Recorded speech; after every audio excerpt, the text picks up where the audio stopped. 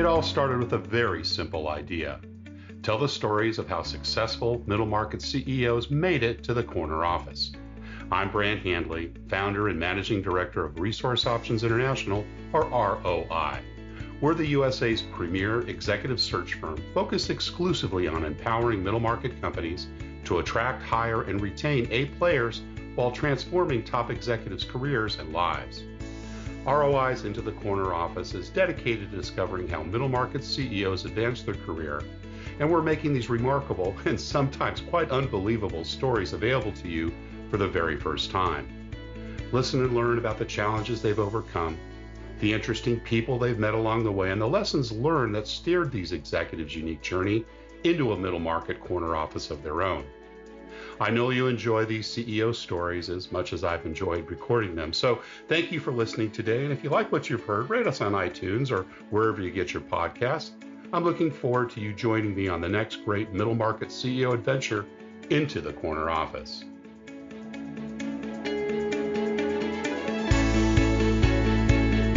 Today's guest is Jeff Totten, founder and CEO of Evergreen Services Group. Jeff focuses his efforts on vision, capital allocation, team building, and growth.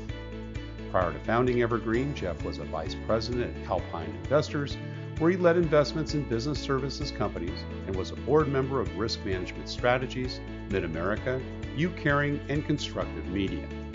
Jeff graduated Phi Beta Kappa with highest honors from the Haas School of Business at UC Berkeley, where he was president of the Berkeley Investment Group.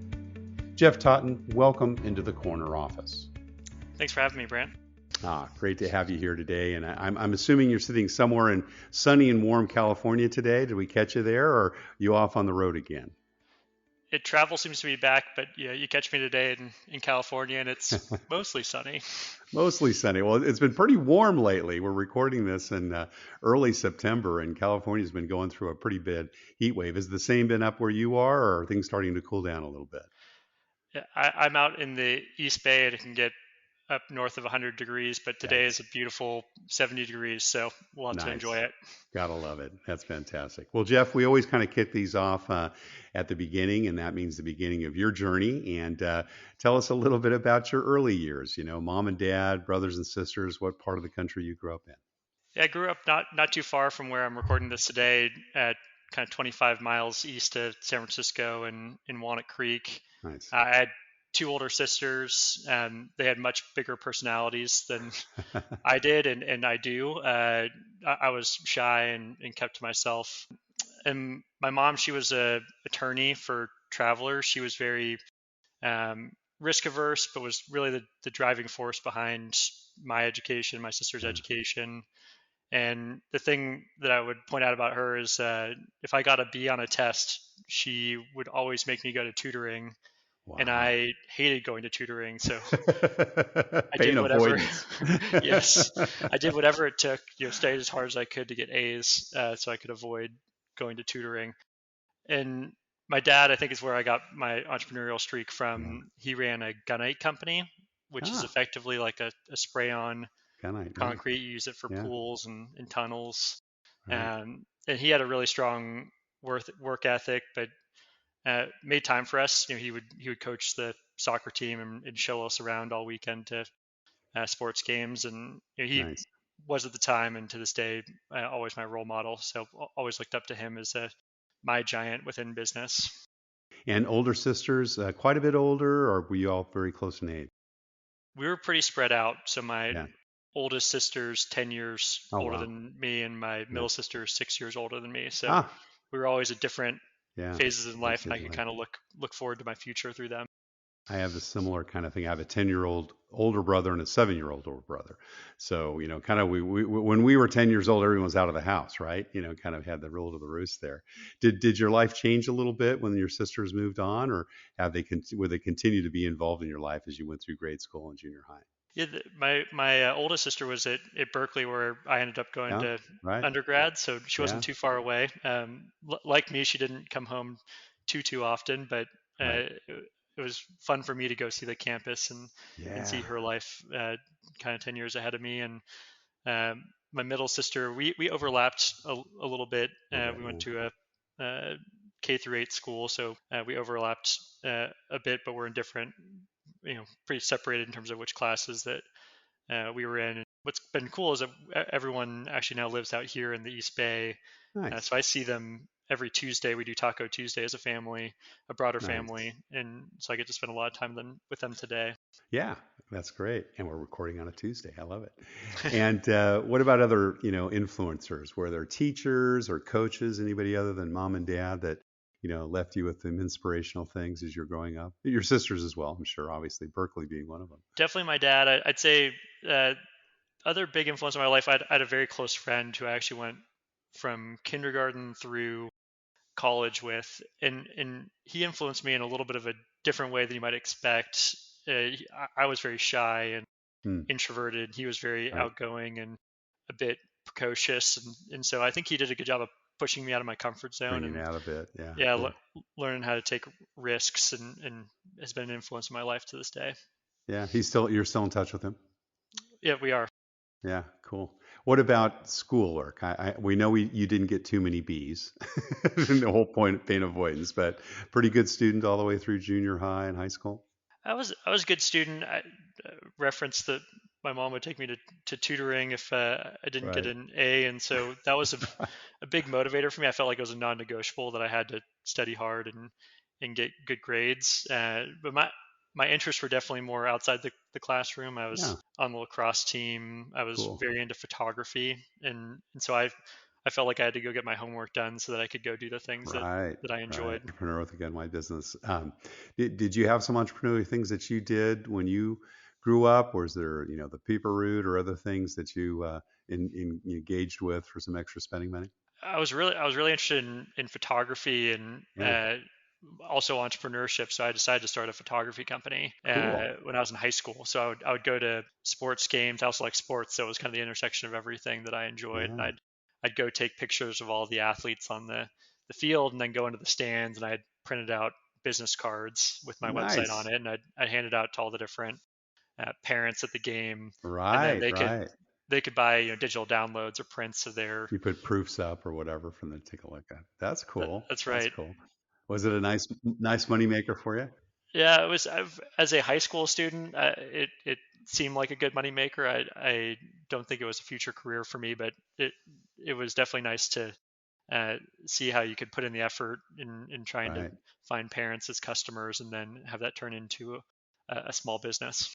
And what a lot of people do, particularly with a interest like photography, which can be expensive, right? This is back before iPhones became kind of the modus operandi for most, picture taking. Did you reinvest in equipment, or were you able to siphon some of it off and have a good time, or did you, mom and dad, kind of have agreement that you had to put some aside for school? I, I mostly reinvested in two things. One was definitely equipment, and Yeah. today, if I was looking at the business, I might have said that it wasn't as profitable as the businesses I like to work with today. Right. Uh, but the other thing that I got interested in, I was trying to learn how to run a photography company, and so I Yeah. went to Barnes and Noble and grabbed every book that I could find on Ah, business. cool. Yeah. I ended up with some books on stock investing. They're right next to each other on the aisle, and I got interested in stock investing.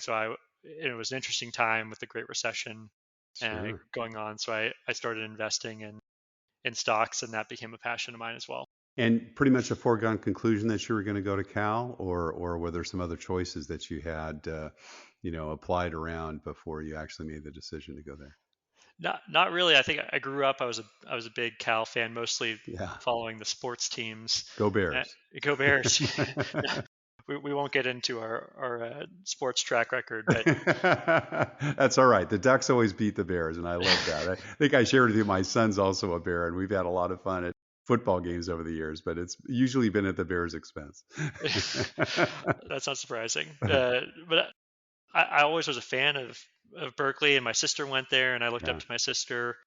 But there was some kind of mid high school, I started thinking very seriously about going to the East Coast or Southern California for yeah, school. And really, after getting into Berkeley, the deciding factor for me was I went on a tour where a lot of my friends from high school went with me, and seeing that I would already have some community at Berkeley uh, was an important Yeah. contributor to deciding to go there. I was also interested in the business program, which was a big deciding factor, but it was that tour with my friends that I think sold me on staying local and going to Berkeley. Cool. Did you live on campus or did you commute from home? Lived on campus, dorms the first year, and Yeah. then in an apartment for the succeeding three Balance. Yeah. years, Yeah. and actually started a business with my apartment mate while we were there. Cool. Tell us about that business. So it's a company called Exceeder. My roommate John still runs the company, Oh, and it's an equipment leasing business focused on biotechs. So helping biotech companies, instead of having to raise dilutive equity financing, go out and lease equipment uh, in order to run their tests. nice. Yeah, cool. And business was always kind of your target in terms of a degree. Did you know that even before you went to Cal? The two interests I have were photojournalism and business, and pretty Yeah. quickly at Berkeley, you apply after 2 years to be in the Right. business program. Pretty quickly after I got on campus, I decided, mainly because of the investment club, that I was more interested in business as a career path. Cool. And any jobs during college, or did this business that you started with your roommate kind of help pay the bills and keep you out of trouble, so to speak? For the most part, did a lot of internships and worked on the business with my roommate. So Yeah. I would pretty much take advantage of any winter break, summer break to go do internships at finance firms. I figured that'd be the best way to get exposure to potential career paths Sure. in finance, and so worked at a wealth manager, a number of hedge funds, then eventually at Alpine Investors, where I started Yeah. my career. Yeah. Cool. So what was kind of the differentiating factor there for you to join them? Well, I really was interested in the investing world, and Yeah. I thought the initial path to pursue that was through public market investing. And the part that didn't really resonate for me about public market investing is you would do all this research online, you might get to talk to their investor relations department, but you really didn't have a say in the Mm, operations of the business. And I went to Alpine Investors, and one of my first tasks there was to go to Birmingham, Alabama, and visit a chain of thrift stores, and we would go right. from store location to store location, and you would meet the store managers, and you could look at how the store managers performed relative to what was going on in the financial results of the company, and see a correlation between the stronger managers Yeah. and the performance Yeah. of the business. And then I got to meet the CEO, and we had lunch together and talked about ideas for the business. And it just felt like a lot more exposure to how the actual small business was run relative to what you see in the public markets. And that I really geeked out on that and thought I'd enjoy That's this. pretty So cool for a 20, what, 1 year old? How old were you at the time when they I were must kind have of been playing that role? 21 or 22. It Yeah. was I was pinching Fabulous. myself Yeah. relative to the experience that I got in the public markets. Now, for those of listeners that have listened to many of our podcasts, the company he's referring to is America Thrift Stores, which is also an ROI client. And I guess Ken wasn't quite the CEO at that time, right? He and you, I think, both served on the board. Was at that time, was it the founder that was the CEO that got started the company, or was had Ken already progressed to that position at that time? At the time, it was the founders. That's who I met with and learned about the company. And Ken eventually became a CEO, and he's got a wonderful podcast story. So those of you that want to know more about Ken Zabowski and ATS, take a look at, I think it's episode 175, somewhere in that range. But so that was terrific. Wow, what a great opportunity though, as just a fresh grad, to just kind of throw you in there. And how long did they put you down in Alabama? Are you down there for 2 or 3 days, or a week, or what did they kind of expect of you on that first trip? It was a couple days, and Yeah. I learned that this was part of the business, that we would go and really get a quick lesson in how the business was run, get to tour the Yeah. office, the facilities, meet the management team, and the variety of it made it really interesting. And the fact that you had to learn a business in a couple days was really fascinating to me. Cool. And so you had about 5 years there.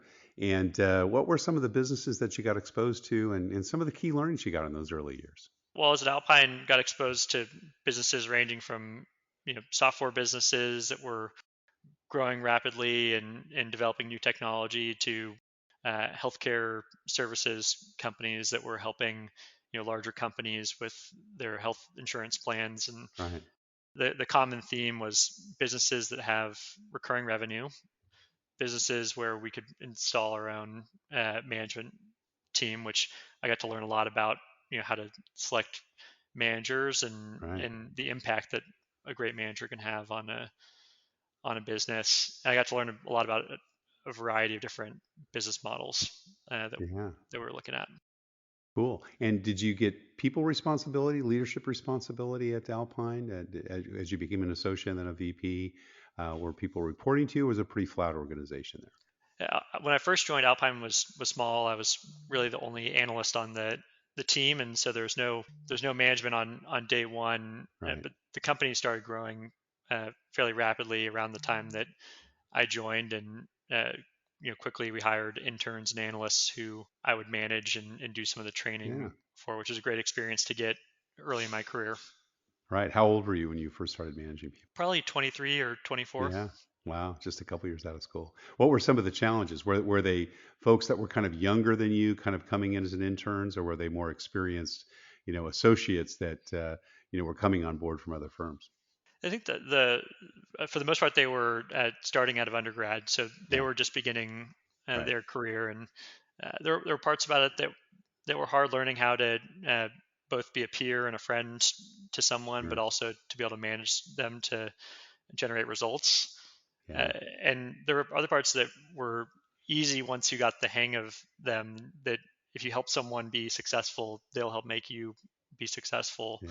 Right. And so I think once I got over the fact that you don't need to be too formal about management, the goal is just to help your teammate succeed. I got a lot Right. better at it. Did you have any mentors during those early years, either the folks that were either within the firm or maybe outside, in the investment community that were important to you in terms of developing your, leadership and your other types of skills?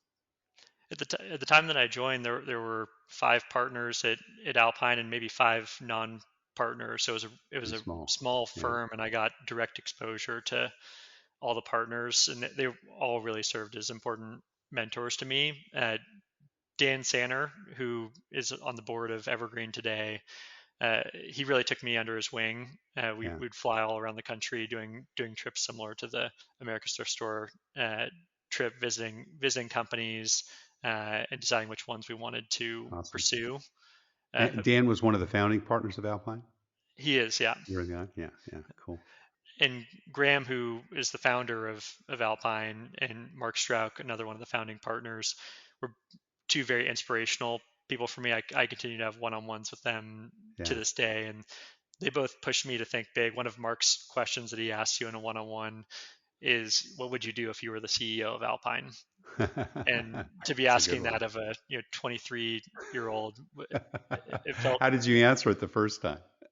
I don't remember my first answer, but one thing that was interesting is it always provoked a response, and sometimes something that I didn't even realize I was holding inside of me, something that an opportunity I saw to make the firm better. Right. Right. That sometimes we just keep those to ourselves, and I think what Mark did a good job of is hearing from everyone and finding out these ideas that maybe you share with your significant other or your friends, Yeah. but you never actually share with the leadership of the company. He would get those ideas out of you. Cool. That's great. Wow. What a terrific asset and tool that is in terms of, really ingraining you as well into the organization. Because there's nothing like being so young and sharing an idea and then seeing it adopted and incorporated. And you became a vice president like the ripe age of 25, right? I mean, if I'm looking at the numbers correctly, I don't think you're much older than that. Um, and how did that kind of change with regards to your responsibilities there? Because we're going to talk about Evergreen in a moment, which of course is an outgrowth of Alpine, I believe, but we'll get to that in a second. But as you became vice president, how did your scope of responsibilities change, and what did that open up for you in terms of the next step? In some ways, it was a big change from being an associate, where you're more helping out the Right, partner on an acquisition, to, in some cases, being the leader leading on an it, yeah, acquisition, being right, the person that's going to a founder and suggesting that they partner with you instead of someone else. Uh, in other ways, it was more of a continuum for me of development, as opposed to the day I became a vice president, my life changed. And right, right, what Alpine did a good job of was fostering leaders out of analysts and associates. So we're going to talk about Evergreen Services. You're the founder and CEO. So I'm assuming, this was kind of one of those balls that was handed to you. Did you come up with this idea while you're at Alpine and the partner said, that sounds like a great idea, Jeff, go make that happen? Or give us a little bit of the early story. My audacious goal with Evergreen is to build a modern day Berkshire Hathaway. And that's what we've set out to do. And credit to Alpine that I was actually at the Berkshire Hathaway meeting. I go to the meeting every year in 2017 and looked out. They have a trade floor where all the companies that are subsidiaries of Berkshire go out and they showcase. There's a booth for Geico Insurance where you can buy an auto policy. And I was so impressed by the collection of companies that have decided to partner with Berkshire Hathaway and their incredibly long-term vision, having built it over 50 years. And I thought that we could build something similar at Alpine. And so I was actually flying back from that meeting and typed up an email to Graham, the founder of Alpine, and suggested, why don't we try and build Berkshire Hathaway at Alpine?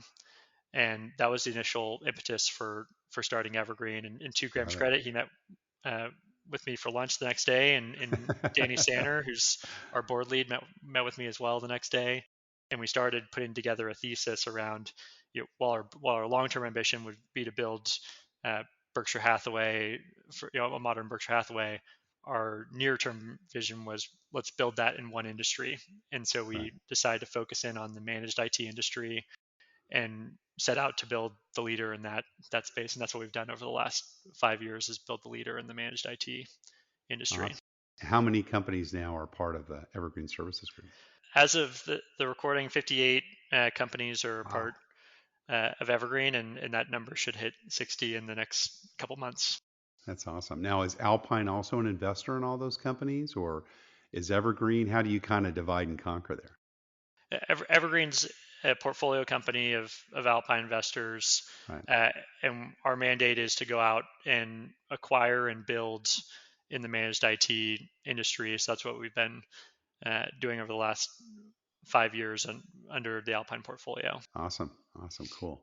And wow, 50. So you've got 58 CEOs that you basically have to lead. That's a pretty ominous task. How does that feel at the age now of what, 30, 31? I mean, that's a big job. 31, yeah. So we have organized the group. We believe in decentralization. The thought that it's better to have a broader group of income of P&Ls to be managed by a group of general managers versus having one monolith company, which over time we think would grow slower, because as companies get bigger, they become more bureaucratic. So we believe in decentralization, which is why we have a number of general managers and CEOs within our business. And that said, it would become a little bit unwieldy to have 58 companies that all poured into the head office in San Francisco, which only has 20 people in it. So we have organized it into regions and into industry groups to make that group of companies more manageable. So we have larger regions within the US, each run by a CEO.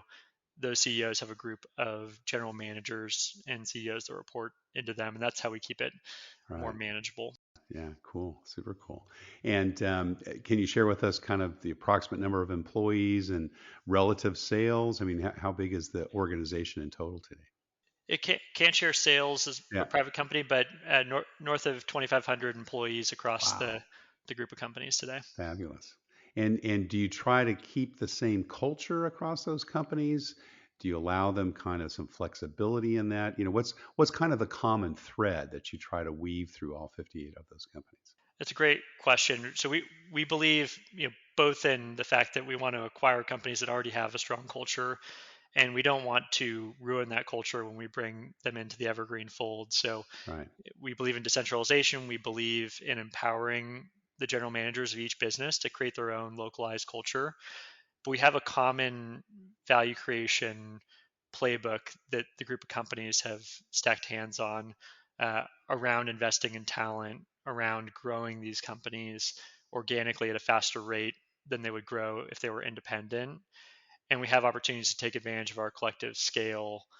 So the companies are better together, but there's not one monolithic culture across the group of companies. Yeah. We try to preserve the culture that the founder set before we acquired the business. Yeah. And is that part of the communication that you have as well as you look at these companies so they know that they're still kind of, their hands on the rail of their own local culture and company? Absolutely. If we're going to maintain the culture of a company that we're acquiring, we better ensure that we align with that culture. Yeah, right. And so I'd say there's 100% alignment across the Evergreen group of companies in terms of you know being high character, being growth oriented. There's a lot of common themes in the cultures, but each company might use different words to define their Right. core values, and they might have their own quirks. And I think that a lot of larger corporate acquirers, one of the things they've gotten wrong is they tried to bring cultures together that That's right. won't ever fit together. Disparate. Yeah. Within Evergreen, we can operate with multiple cultures that all align together, and we Yeah. want to keep that spirit of the company that we acquired. Cool. How would you say your leadership style has evolved? Because it takes, sometimes it's, I'm sure, a little bit like herding, blind cats in the night, right? I mean, or do you actually manage very differently now than you did when you were, first managing folks or leading folks? I hope I'm still early on the curve of developing as a leader today, but absolutely the demands of the company have been very different from year Yeah. one to today. I mean, year one, it was both setting the long-term vision for the company and at the same time setting up a payroll system. So it was kind of, we didn't have a team to start out with, so going out and Right. recruiting that team. So there was a mix of this long-term vision setting and short-term execution just to make sure that the company could become a reality. If you fast forward to 2020, it was about how do we build for the long term while ensuring our short-term survival, and we ended up benefiting from COVID as we could help our customers Mm, transition their IT environments from in the office to work from home. But we didn't know what was going to happen when COVID started, so of we course. did Yeah. have to think a lot about ensuring the survival of the company. Uh, and today we've got a scaled platform with a strong group of executives across our group of companies. Right. And so a lot of the work is around what message do you want to amplify out to the group of companies? What are we trying to do in terms of our organic growth? What are we trying to do in terms of new sales, in terms of service categories that we're trying to get into? And then what do we want to do from an inorganic standpoint? Yeah. And the messages that we amplify have a ripple effect across 58 companies. So it's really important for us to be Yeah. crisp on what our priorities are each year Right. and Right. to be consistent on those, not change them from month to month or quarter to quarter. So it's gone from every day looking different in year one to today it being important to select four priorities and stick to them for the entire year. Is there a homogeneity across the client base? In other words, you serve only enterprise or middle market or startups, or do the regions kind of have their own, customer base, and that's what it was, that's what it still is today? I mean, how does that part work? We really started by focusing on small businesses, and Right. we like working with small businesses because we Yeah. can be their full IT Right. partner. Outsource We partner. Yeah. Yeah. That's right. Provide everything from helping a user reset a password all the way to advanced cybersecurity, defending against nation states and sophisticated threat actors. That a small business purchases all of that from one trusted advisor, whereas an enterprise is going to select potentially dozens of different Right. partners to work with, and we like being that one-stop shop for Yeah. our customers. Super cool. You've got, again, yeah, I'm sure of the 58 companies that you purchased, you probably have looked at, I don't know, maybe 500, maybe it's 200. I don't know what the ratio is, but you mentioned about Berkshire Hathaway, and Warren Buffett's success there is, of course, phenomenal. What do you look for in the companies you invest in? It's a great question. We look for companies that we think we can grow.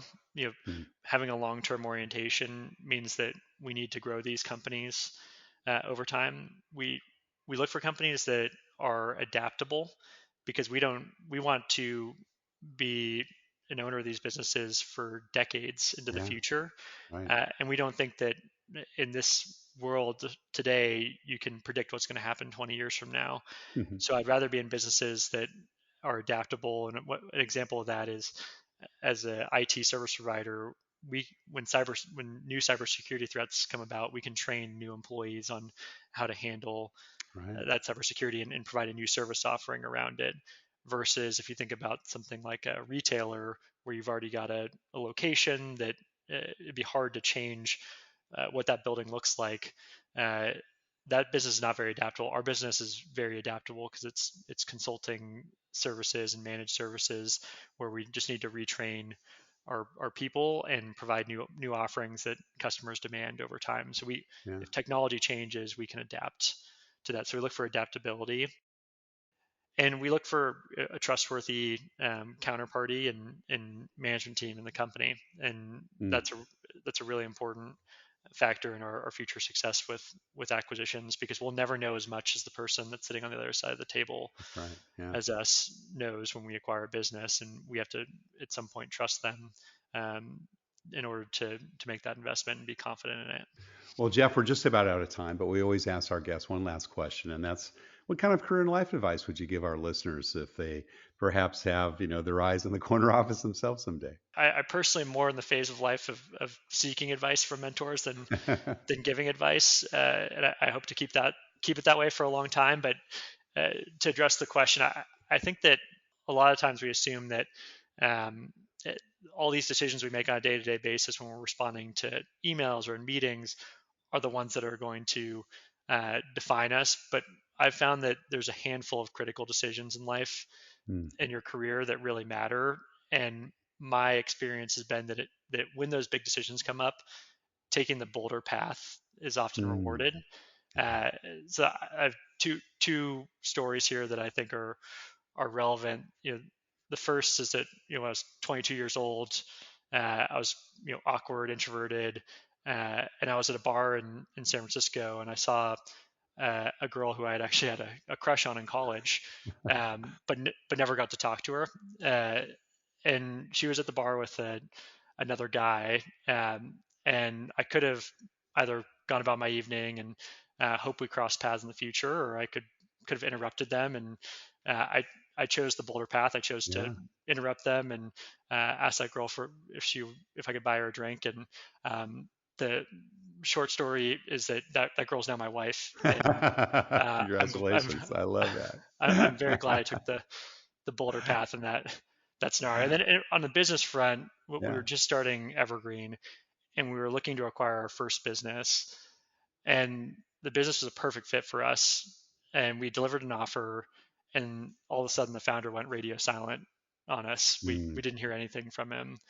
And so I could have stayed patient and waited for a response, or I could get on a plane and show up unannounced at his office and see if I could encourage him to sign the offer. And I chose the bolder path. I got on the plane, told him I was coming to the office, and we were able to sign the offer, and that business launched Evergreen. So in my experience, there's going to be these critical juncture moments in your career and in your life.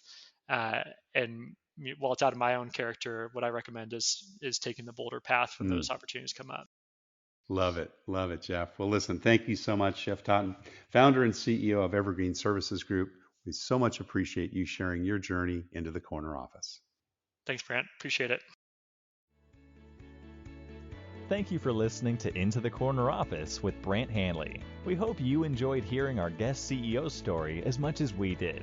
If you want to hear more CEOs reveal their journey into the corner office, please subscribe via iTunes and tell your friends and colleagues. For more information about Brant, Resource Options International, and the mighty middle market, visit www.goforroi.com. We look forward to having you join us for our next episode.